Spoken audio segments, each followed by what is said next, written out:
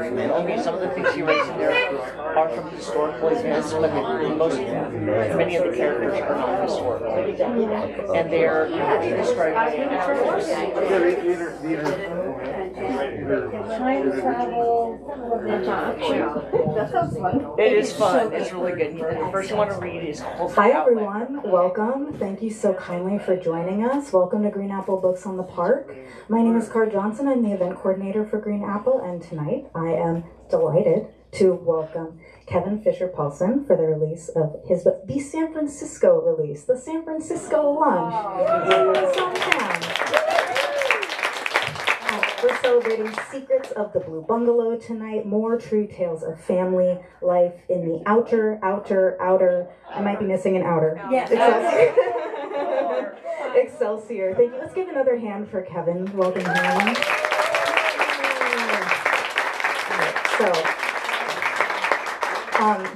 Thank you all so much for showing up for Kevin Fisher-Paulson tonight. I have very brief business before I let the man of the hour take over. My brief business includes, now's a good time to silence your cell phones if you have not already. Perfect. I love seeing everyone go for their phone. Thank you. Please do check out our little event calendar on our website at greenapplebooks.com. We have a really great season ahead of us, including the event that you are currently attending, so you might like what else we have to offer.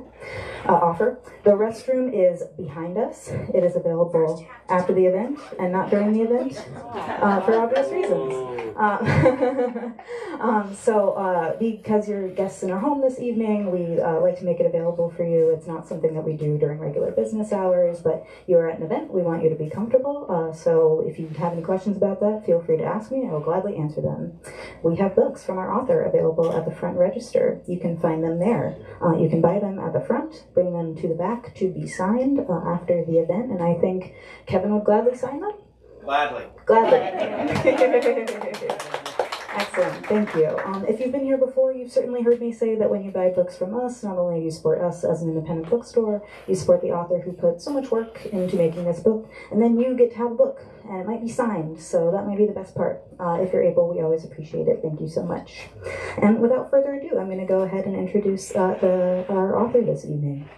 Kevin Thaddeus Fisher-Paulson lives with his husband Brian, their 2 sons, and their 4 rescue dogs in San Francisco.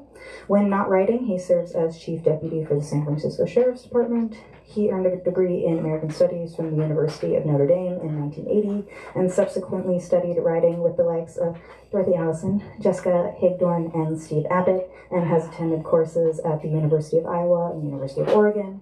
He is the author of the books A Song for Lost Angels and How We Keep Spinning, and his latest book, Secrets of the Blue Bungalow, is the reason we are here tonight. Let's give another hand for Kevin Fisher-Paulson.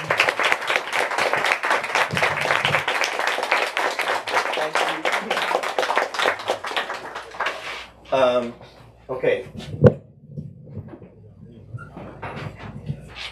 First of all, can you hear me? All right. My husband tells me that I have a tendency to drop the end of the sentence.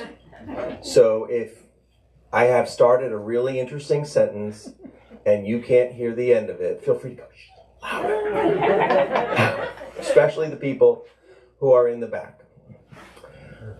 Second of all, thank you. This is a unique honor to be here in my hometown reading tonight at a bookstore I love, surrounded by people I love and people who know me. Mr. Brett Schneider, some people even whom are mentioned in the book. It is a fantastic thing to be a columnist for the Chronicle. Oh, who am I? I'm supposed to start with who I am, right? I'm going to walk a little with this. Who am I? So, for those of you who don't know who I am, anybody never read the Chronicle? I'm not from San Francisco originally. I'm just here for a few weeks. All right, well, we're going to catch you up on the last 30 years. Ready? 32 years ago, my husband and I loaded up however many Pekinese we had. You know what the collective noun for Pekingese is? A pump. So we had a pomp of Pekingeses. A pomp. It was 7 Pekingeses at the time. And we moved out of Jersey City, put everything we owned into a Ryder van, drove across the country, and settled randomly on San Francisco. When we got here, I had been reading San Francisco literature most of my life. I had read Mark Twain, Bret Harte, Jack London, and Armistead Maupin, all of whom wrote at one point or another for this newspaper called the San Francisco Chronicle. And that's where my luck came in. So I started out here as part of a software company that failed miserably thanks to my marketing skills. And soon decided, I took a course with Dorothy Allison, and she told me that you should get a civil servant job that you're not going to care about. Get a job in the government so you don't care. So I took a job with the San Francisco Sheriff's Department. And I thought at first I was going to get to not care about it, but I actually ended up caring a whole lot because I ended up being with a bunch of people who are passionate and committed to the ability of an individual to change. Matter of fact, I've spent now almost 30 years with those people, some of whom are here tonight. And in that time, we helped manifest change in San Francisco. And I was really excited about it. One of the things we did, and the woman who really got it started is actually here tonight. We worked together to do the first charter high school inside of a jail inside of the nation. Wow. The Five Keys Charter School. And that was monumental. And I was there at the very beginning of it. Not really the engine behind it. Delia and her team were the engine behind it. But I was the guy saying, yeah, that's a good idea. Let's do that. However, sheriffs changed and we got a new sheriff, and the new sheriff walked the San Francisco Chronicle reporter into the jail and said, I want to show you the Five Keys Charter School that we started. And he walked around and he said, and we've had 7,000 people graduate. And I walked behind him saying, we've had 242. And he said, and everybody's got a college diploma. And I said, and they get high school diplomas. And at the end of the interview, Jill Tucker, who was the reporter, said, can I get your name and number? And I thought she was trying to pick me out. So I gave her my number. But really, she figured out who I was. And so for the next year, every single time she had to do a column on the Archbishop and his changes, she would say, ooh, what does the average gay father of Catholic children think about that? I know the average gay father. And I became what she called her go-to gay. I need a quote on Notre Dame. I need a quote on the papacy. And I'd make up something. Because what the heck, I wasn't the reporter, she was. So, during the course of this, a year goes by and John Carroll retires. And when John Carroll retires, they say, oh, we need someone to replace John Carroll. We need columnists to replace him.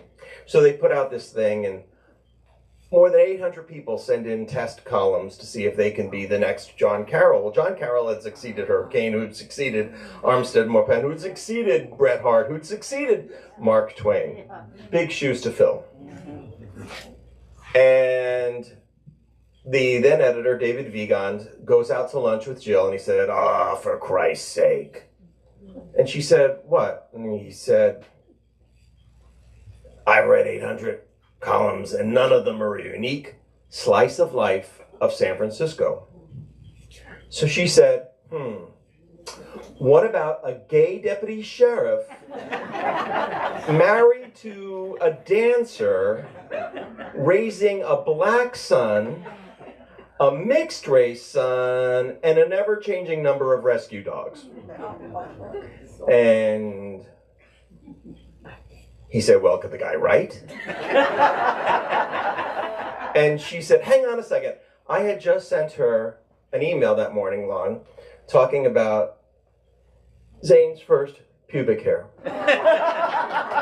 And how we walked around the entire time like this was virility itself. Here you go. Here's my little pubic hair. I think I'm getting a mustache too. The guy said, bring him down for lunch. So she invited me for lunch. I didn't know what was going on. We went to John's Grill. Anybody know John's Grill? Maltese Falcon, right? John's Grill. So we go to John's Grill. And we have a typical San Francisco Chronicle reporter's lunch, which consists of bourbon and lamb chops. Well, you know, halfway into the bourbon, because I don't drink brown liquor, halfway into the bourbon, I'm like, okay, well, let's tell stories. And at the end of telling him those stories, David Vigan says, okay, 750 words every Friday, and don't be late. Well, I didn't know what he meant. But I didn't want to tell an editor for the Chronicle that I didn't know what he meant. So I walked back to my car and I said, Jill, what does this guy mean? And she said, you're the new John Carroll. Big shoes to fill, and I'm only a size 8.5, but I'm wide. So that's what started me writing every Wednesday. So for the rest of you, they all know that I've been writing a column every Wednesday, have not missed one. I am the Cal Ripken of journalism.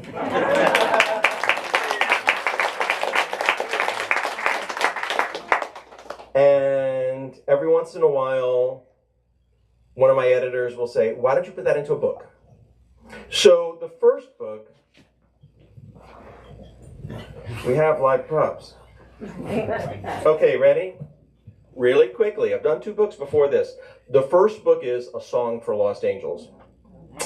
And if you're faint of heart, don't read this book. This book is about my husband and I fostering and raising and eventually losing newborn triplets. Real bummer, right? No one wants to read that book. So, okay, let's go for a fun book. How We Keep Spinning. And How We Keep Spinning was the collection of the first 3 years, the best of the first 3 years, because no one likes the trivia column. Oh, you do? Okay, because I get these, well, I guess I get Christmas vacation off from the Fisher-Paulsons, because I don't read the trivia column. So, there you go. Next, I'm going to publish just the trivia column. But this, How We Keep Spinning, is the story of the first 2-3 years of the Chronicle. But that's not why we're here tonight. So, you always have to have picked something to read. So, I'm not going to look for my glasses. I'm just going to make it up.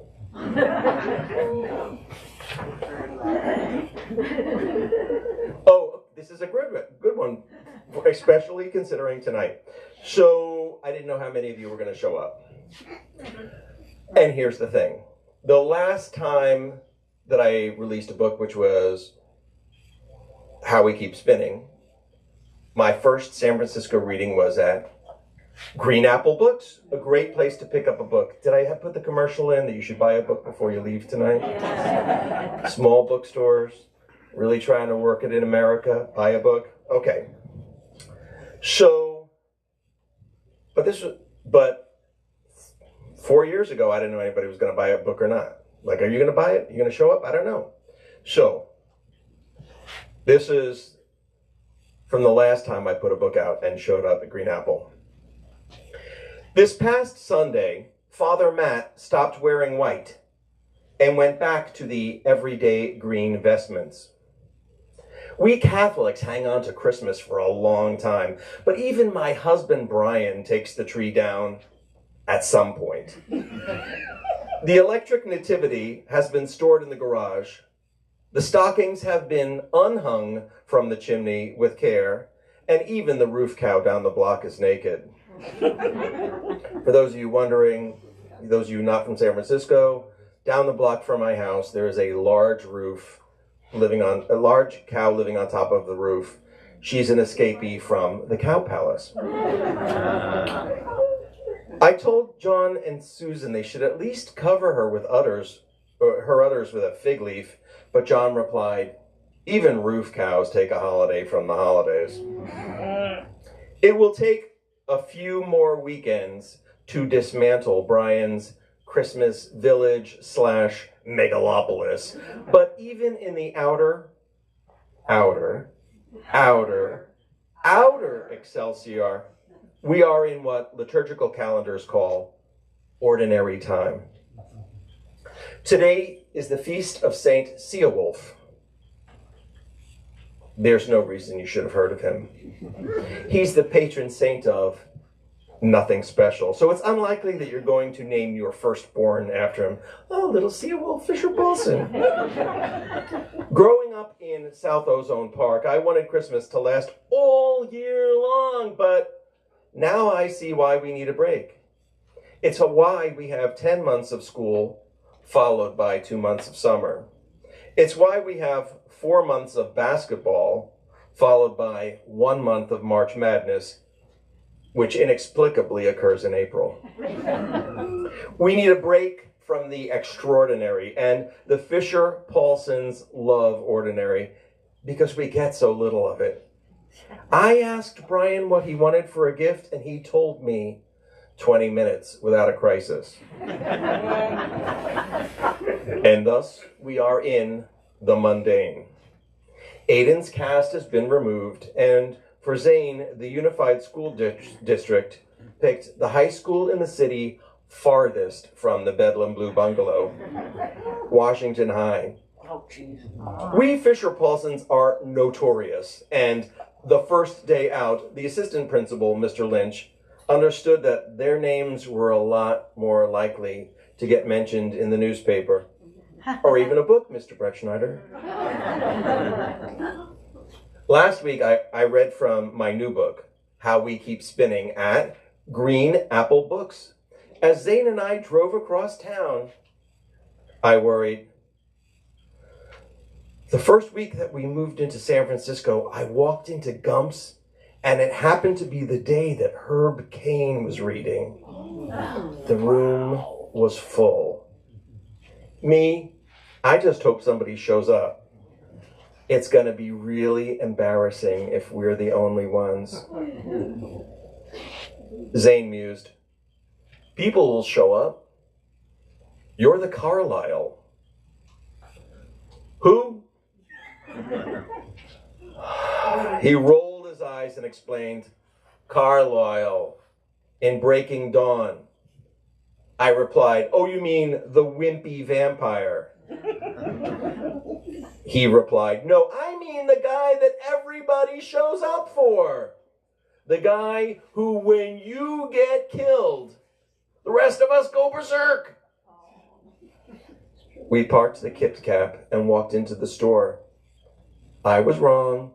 Zane was right.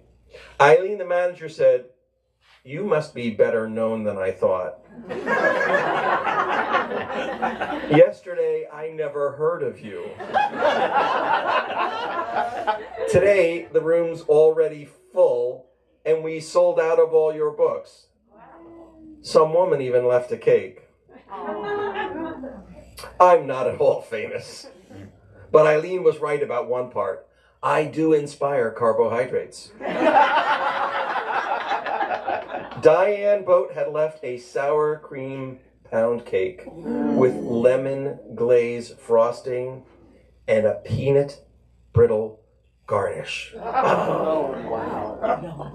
What even something Diane didn't know was at the exact same moment on time, Rodney Anderson, having figured out the location of the Bedlam Blue Bungalow, was leaving Bravo's Pizza at our door. I hadn't been able to go there since the restaurant reopened under a new owner, so Rodney volunteered to be my canary in the pizza parlor. But back to Green Apple. Even though the evening was crowded, we had a lot of fun. The reading room was indeed full, so I walked through the aisles reading from the book, delighted that I was on a first-name basis with so many people in this wonderful city, tethered to the shoreline by only the fog. My sons, Zane and Aiden, having reasoned that this related to the San Francisco Chronicle, invoked the Leah Garchik rule. Every time their name was mentioned, they got $5. So they walked through the aisles taking selfies, and more people wanted their autograph than mine. And even though I lost money, it only seemed right. This book, after all, these columns, this is their journey. There will be more readings, and we would love to see you there. But don't mention Zane or Aiden's name. It's not likely that the event will be overcrowded. But remember, if I get snuffed, all the other vampires go berserk.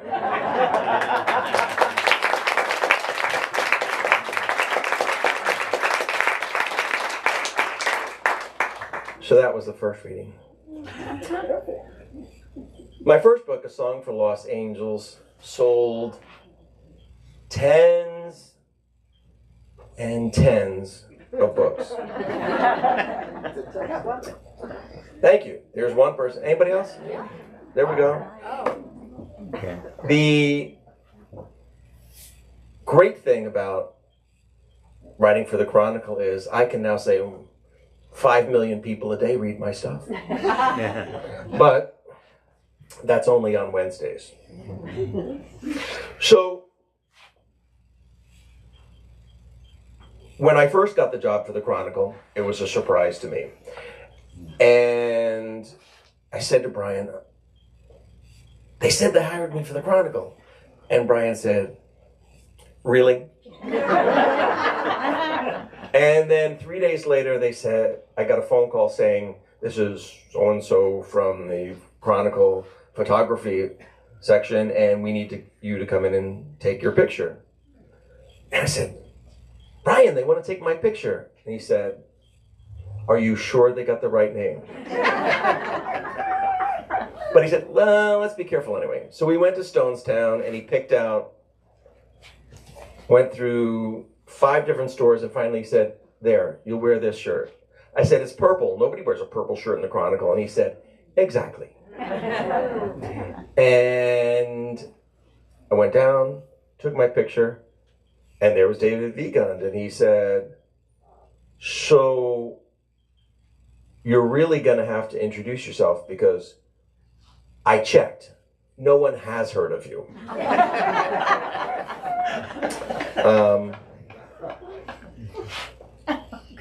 And it began a journey.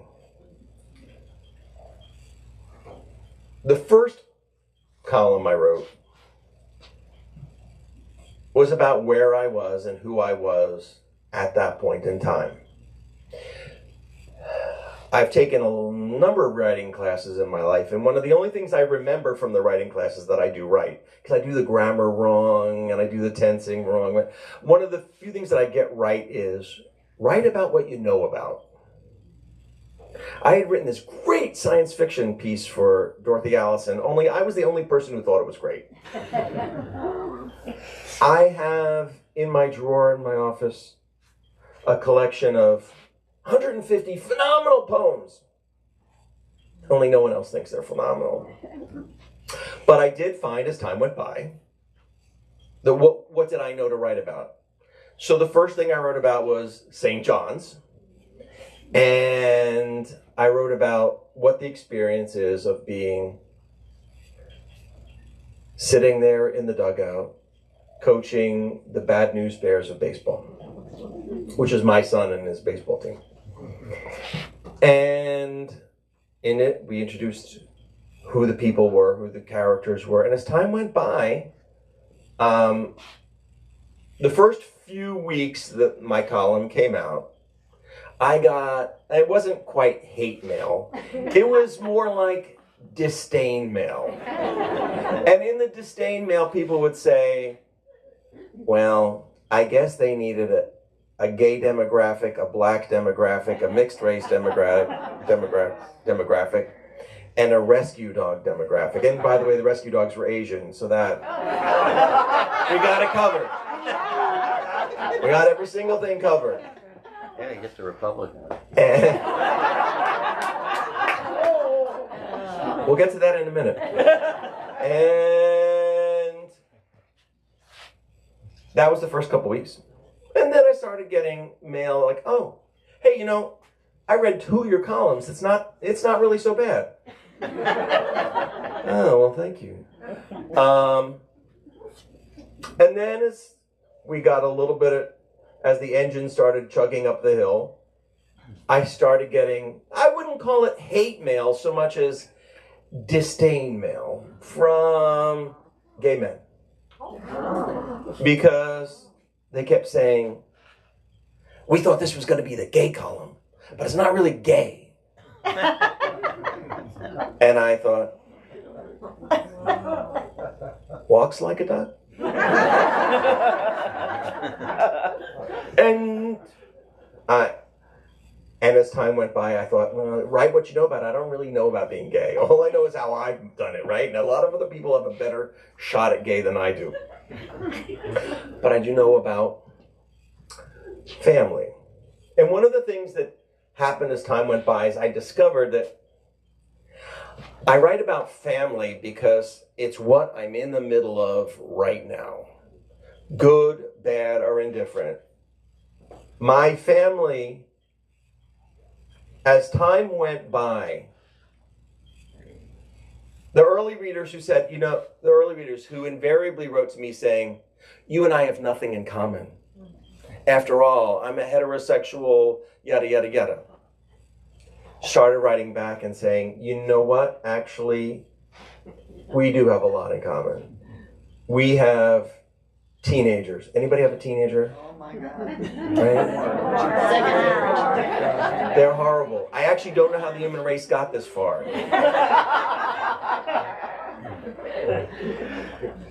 And people write to me, I have a teenager. My teenager is like your teenager. I have a rescue dog. My rescue dog is like your rescue dog. They never said once, my husband is like your husband. And there's a reason for that. But there began to be a collective wisdom about writing for the Chronicle. And the collective wisdom was when I wrote what was true, it resonated. And every once in a while I got a pull-up. So there was one time I handed in my material on time, and the editor sent it back to me. And I said, what's wrong with this? And he said, the last paragraph, you wrote, and this is why I don't divorce Brian. And I said, yeah? And he said, every single one of your readers knows he's going to divorce you a lot sooner than you divorce him.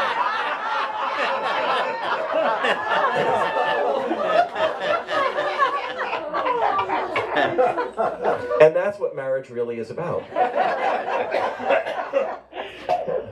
I realized also that it became a watchword for people. People were looking out for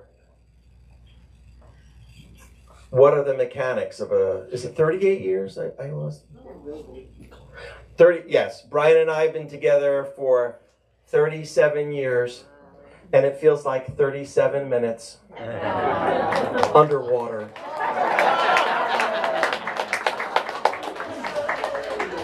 But people found as time went by that my marriage wasn't all that different from their marriage.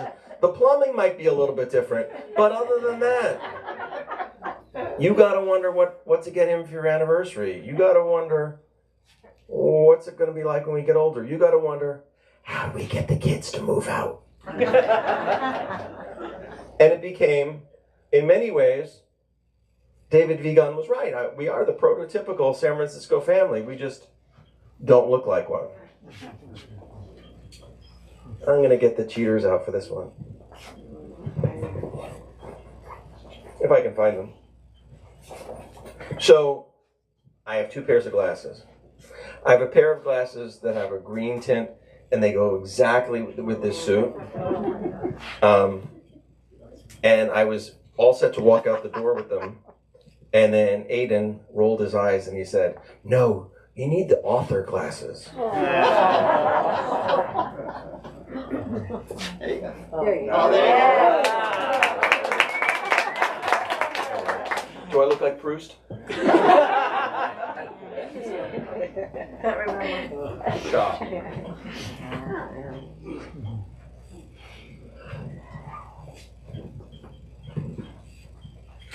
So,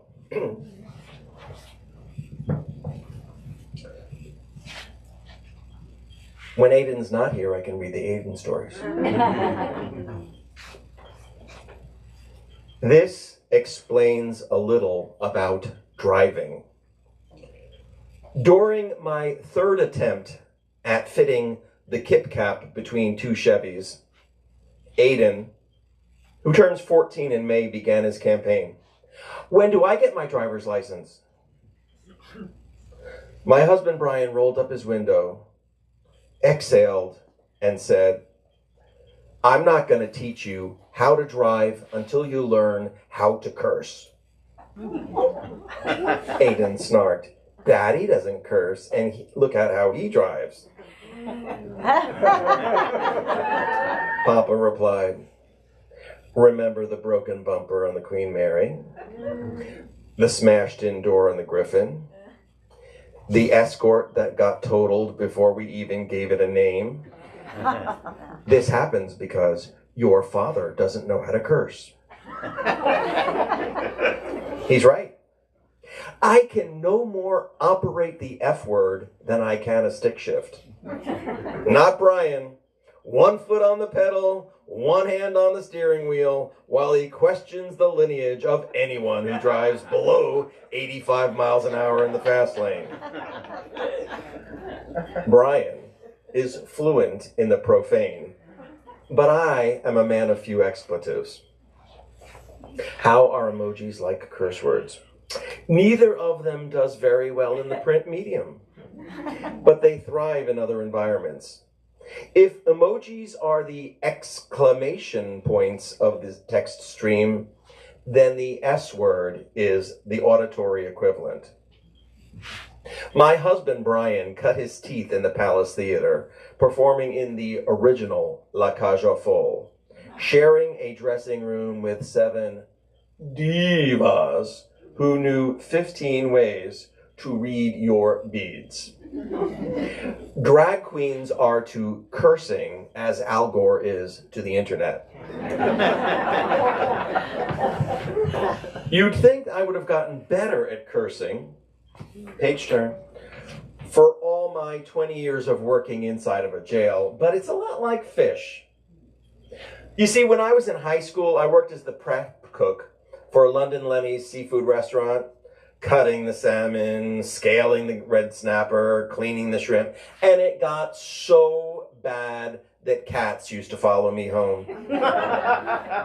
And what happened? I have not eaten so much as a sushi roll since 1978. Same thing with county jail. Just the mundane of, "You little blanker, give me my blanking blank before I blank your blanking blank." Where's the poetry in that? The pizzazz. I have had enough 4-letter words, including tuna, to last a lifetime. In my quarter of a century wearing a badge, I've been compared to a male appendage, a female dog, a roll of sticks, and a person who fornicates. The shock and awe are over. My non-use of the foul is the one virtue I cling to in this adventure called family. Now, not that I don't think about it. What parent could raise teenagers and not be tempted to bust out a little non-pro-social language? But the problem is that all the words work backwards. If I call Aiden a son of a blank, that makes me the blank. So, when I crash the Prius one more time, I curse in French, or I exhort the way they do in comic books. Great Krypton! Holy Roman Empire! Thufferin Thakatash!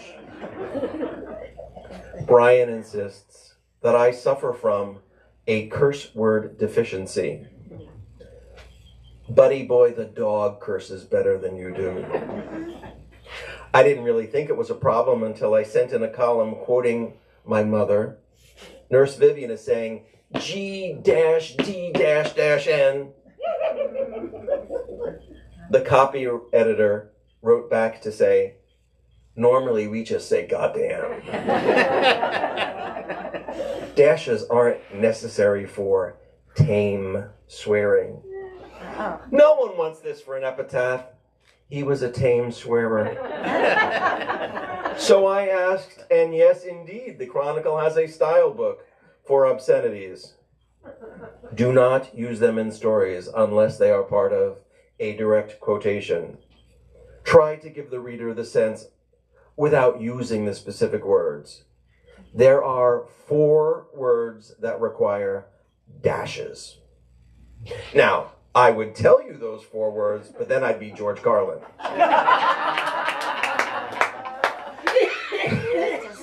Still in all, in an age that the President of the United States, this was in 2019, that the President of the United States talks about grabbing a woman by a word that I have never once personally used, the Chronicle Style Guide remains the last bastion of civility. And poor Aiden takes after me. One of his learning challenges turns out to be discursia.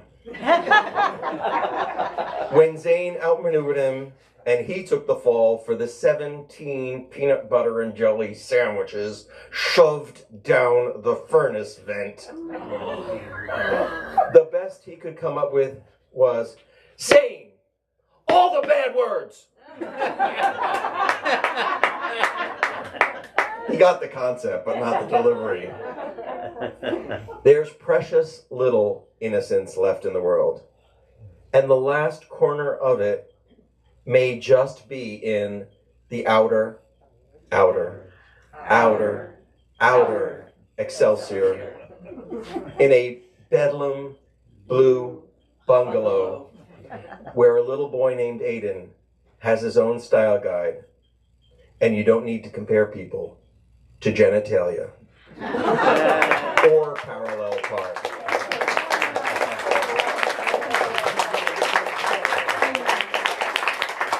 So I'm only supposed to talk for 6 more minutes, and then I'm supposed to ask questions. Keep talking. I'm getting better at this.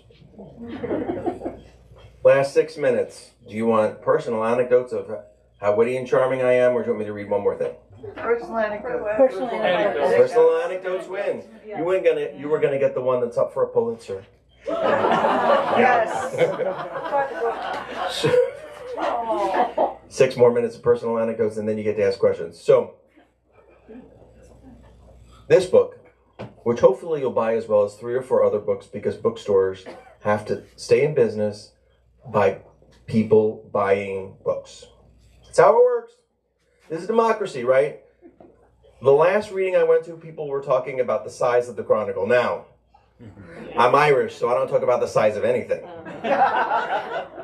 But I have said, the newspaper is our last town square. If you haven't noticed, there's a lot of things threatening democracy these days. A whole lot of things. Social media. And one of the things that happens is that the world gets condensed into social media. We take in strays. So Zane had a friend who didn't have a place to stay for a month, so where does he stay? The Bedlam Blue Bungalow. And came in one night, and at 19, 20, you really don't want to talk to the other 19, 20-year-old parents because it's definitely not cool. But it was one of those things that you kind of had to make small talk while Zane hid something in his room. And he said, so is it true of you guys? And I said, is what true? And he said, that you're out to steal our children. No. But I'd be happy if you stole mine. And I said, so where did you get this from? And he said, well, I saw it online. It's on, and I said, really, show me that. And he showed me a website where they actually say the gays are out to take your children. And I said, so who's the author? And the author was this guy named Tucker Carlson. Now, you and I have our answers. Why? Because we read. We go into bookstores and we go to a reading and then we buy 4 or 5 books just to keep the place in business. I don't know about you, but I don't have as many books I read as many books as I have for wallpaper. Oh, I'm going to read that someday. And I buy these fabulous books that people think, oh, he reads Proust. He's read all of Tolstoy. The truth of the matter is, I had to get somebody to break Tolstoy into small words for me. But I look smart. And not only do I look smart, all the rest of you are smart because you buy books. You go into a bookstore, you buy a book, you say, by the way, can I buy a copy of the Chronicle? Because I know print newspapers, they used to wrap fish in it, and now it's like the Holy Grail. I defy you to find three places that sell the Chronicle within a 10-minute walk. But this is what it's about. So what it is about is all of us are here because, well, except for you, everybody's here because you've read my column and something resonates for you at some point. I truly hope it does resonate. I truly hope that you feel like we are the same community. And I truly think that you think things matter and that you care and that when it gets down to it, you can say all the bad words. But mercy is our attempt at grace. Kindness is the one thing we can do that puts us above all other creatures. So when you doubt whether or not to let that guy in on you driving on the highway, let him in. Because kindness counts. How about that, Kevin?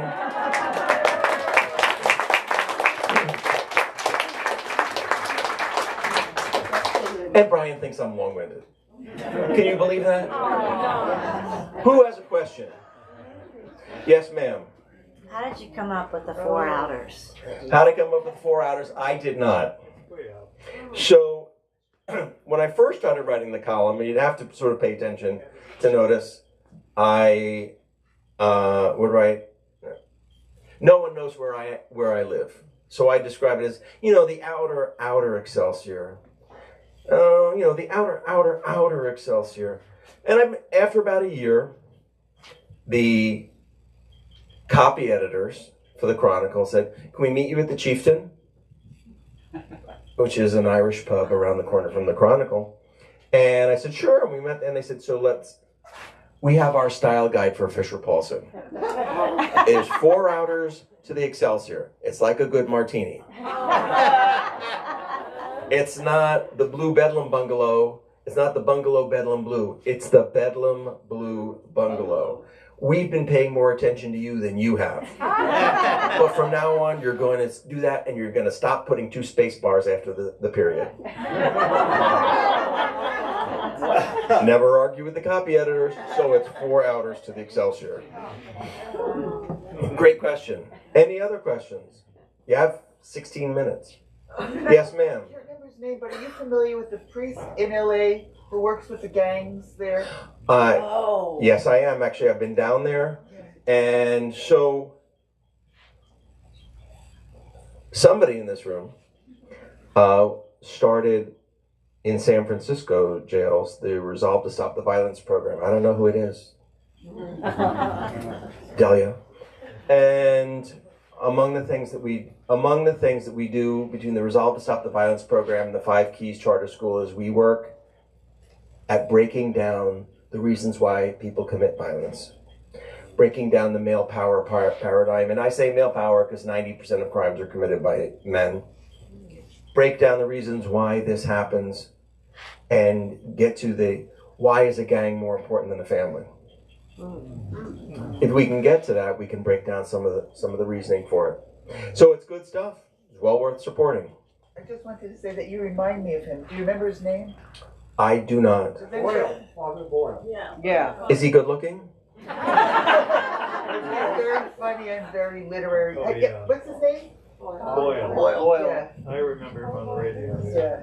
Yes, person who did not bring your sister. Yes, my sister hates not being here. Many of us are subscribers, but to the Chronicle print. But what can we do to help it stay alive? Because a lot of cities are losing their newspapers, and we don't want you to go away, or Peter Hartlaub, or any of those great columnists. So that is a great question, and here's how the world works. The world works by each of us have this own. We all carry this thing, and this is our vote, right? So we vote by what we do and what we pay for and who we are. So I say, whenever somebody says, "I wanted to read your column, but I couldn't get past the paywall," I say, "There's a simple way of getting past that paywall. Put your money down." Very simple. And why should you buy a book tonight? Can anybody give me one reason why you should buy a book tonight? Books are better. Books are better. Books are better. So how you support it is you buy the newspaper, you tell other people, hey, it's worth 50 cents or $2.08 at Cordova. It's worth $2.08 to see what Kevin's children are doing to him today. It's worth that money. And then you also write to the Chronicle and let the Chronicle know, hey, I really miss Adair Lara. I miss Adair Lara because she taught me the one wisdom I knew about parenting, which is that for the first 10 years, children are like dogs. They sit next to you, they smile when you walk in the door, they're very happy about it. And then for the next 10 years, children are like cats. That's a good one. Had she taught me that, I might not have adopted. Yes? Okay, so you were talking about how for the first 10 years kids are dogs and then the next 10 years they're like cats. What if you were to envision Aiden and Zane as cats, what would they be like? Oh, that's a good one. Well, okay. Have you all seen Lady and the Tramp? Yes. Now, it's a little bit of like, it could have been done with a little bit less racial stereotyping. But those two damn cats in Lady and the Tramp, they're the ones determined to get everybody else in trouble. That's Zane and Nathan. Not the Aristocats. Although I don't do a bad Zsa Zsa Gabor imitation. Darling. Yes, sir. Yes. Do Aiden and Zane have a spy here tonight counting the times you say your name? Sadly, no. So they always have the opportunity of coming. And when Zane needs a little pocket money, he'll show up. Aiden does not like crowds. So he's got to need a lot of pocket money. He's got to really be wanting to buy something big on Minecraft before he'll show up at the next reading. Is it kosher to ask for your husband to stand up so we can meet him? But he is standing up. Person in the red shirt, would you? Are you able to come any closer, or is that all you appear? I did my time in the spotlight. that a chorus line? My husband started out on La Cage aux Folles on Broadway and then danced for the President of the United States in the reopening of the Statue of Liberty, went on tour with John Davidson on a national tour, went on another national tour, The Wizard of Oz, and then came to San Francisco and danced with ODC San Francisco for 15 years. So for the first 36 years of our marriage, I was known as the dancer's husband.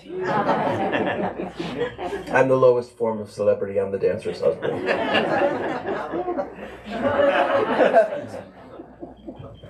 Anyone else? So, Cap, How do you manage it all? You coach soccer, basketball, it's a championship back in the 3rd grade. So, Writing for the Chronicle, authoring 3 books.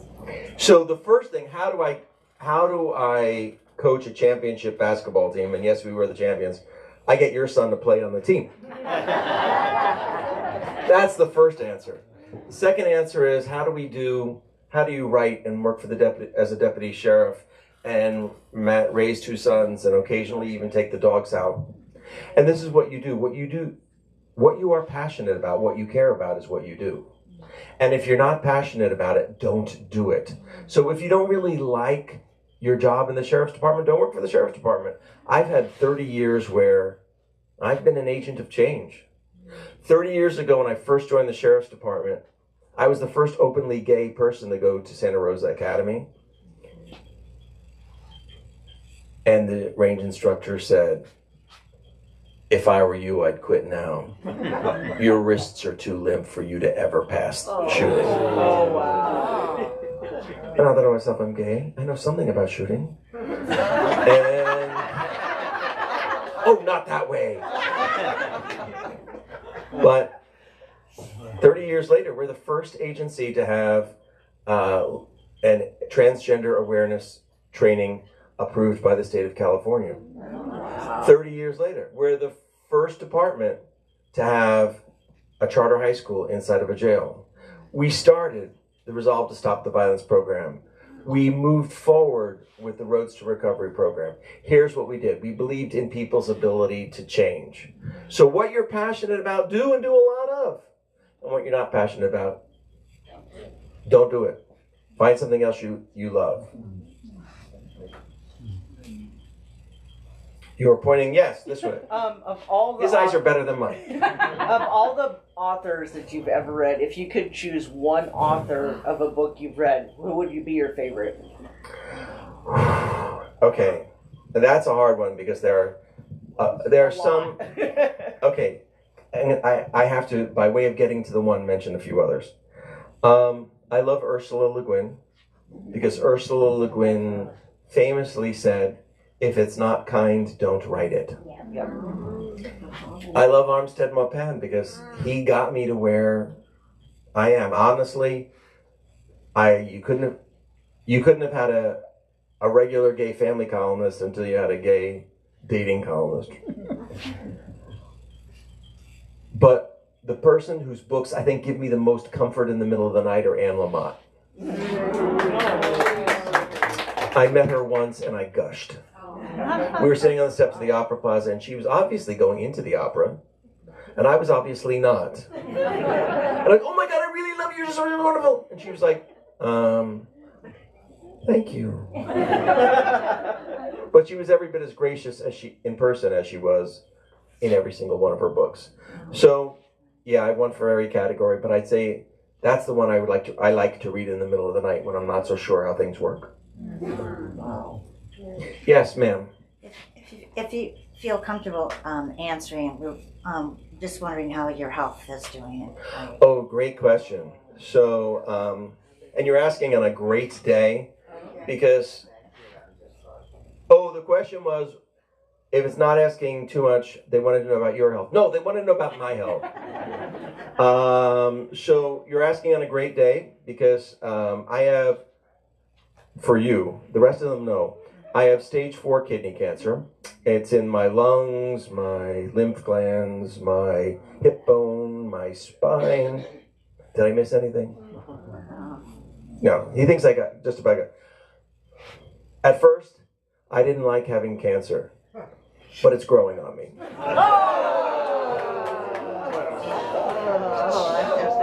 But the true answer is I've had immunotherapy for 3 months now, and the doctor's very clear. The doctor keeps saying things like, don't buy a 5-year journal. But I've moved pretty far ahead on this.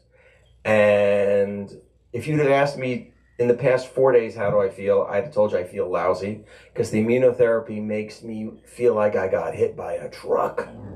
But on the 5th day, I feel great. I feel more great than anything else because here's the best thing about cancer is it right sizes your expectations. I used to think I was going to live forever, which Brian was in fear of. But I have learned, my days aren't exactly numbered, but the doctor, whenever I talk to him, he says, I gave you 47 months as a rough figure. It makes me cherish all 47 months. It makes me cherish all 168 weeks. It makes me cherish the something like 700 days left, or more or less. Do I look like I'm dying? No, I look great. For a guy with stage 4 cancer, I look fabulous.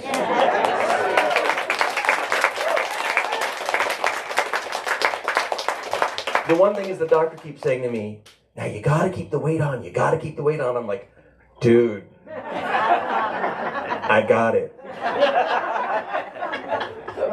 It's the carbohydrate. Yes, it's that carbohydrate thing.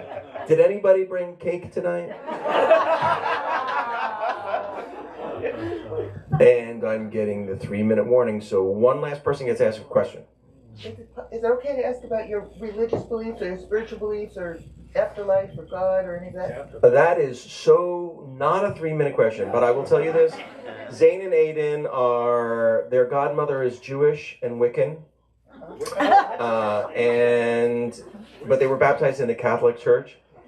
And as they say in the Hindu religion, all paths to the righteous are the path to the divine. So here's what I know, right? I know I'm going to be dying soon, and so people keep asking me, are you at peace with your maker? And I say, we're going to find out soon enough. But I don't know whether there's a God or not. I've been functioning on the assumption there is. I don't know which is the exact right path, because all paths are the correct path. But this much I know.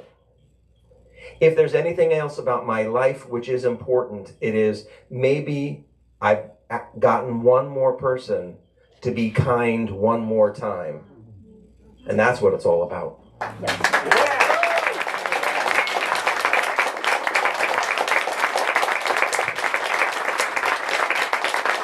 7:59.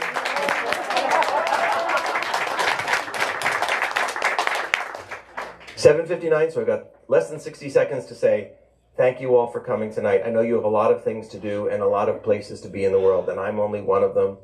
I am very grateful that you chose to be with us tonight, that you chose to be part of the chosen family, that you have chosen me as one of your favorite columnists, and I've chosen you all as my favorite readers. Thank you all very much.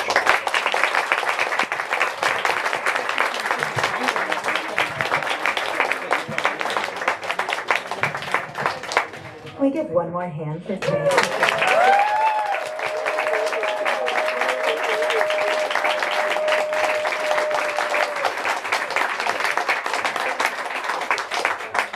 Kevin, thank you for being here, and thank you for being such a champion of San Francisco and a champion of all things that make this city really great. And thank you all for coming out and celebrating that with us as well. I'm really glad to have you here.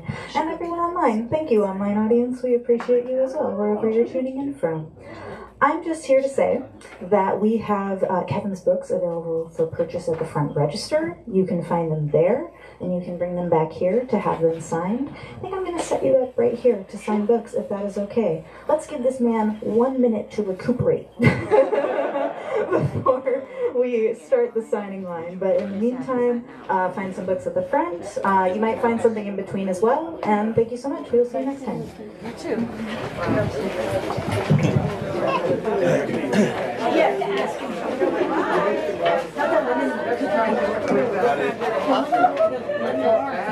Give you the rest of your bit.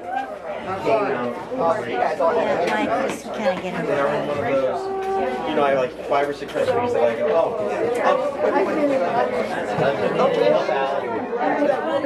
So many deaths in here.